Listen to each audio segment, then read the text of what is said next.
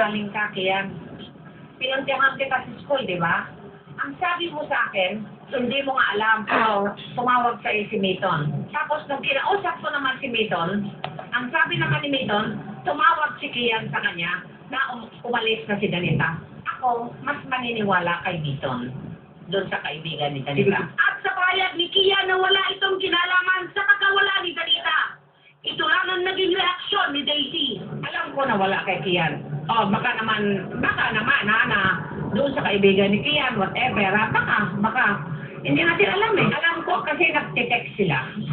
At mayroon akong kaibigan na nakita sila magkasama. Tinanong ko pa nga kung gabi-araw daw. Magkasama sila. Dahil saan na rin ang naging payag ni Daisy sa nararamdaman niya ngayon para sa vokalista. Galit ako sa kanya. Mabuti yun, alam mo, Kian, dahil ayaw ko, sabi ko sa'yo, magtapat ka sa akin, huwag ka magsinungaling. Doon sa mga magulang mo, sana naman maintindihan niyo ako. Babae ang akin eh. At sa kung sino man daw na kumukupkot ngayon kay Danita, ito lang ang ganyang mensahe. Nakakaya kayo. Kampi-kampi kayo kay Danita, wala naman kayong pakialam dyan. Bakit kayo bang nag-alaga dyan? Kayo ba naghirap? Ba't ba siya nilayasan? Ikaw, magsalita ka, di ba? Tama ako.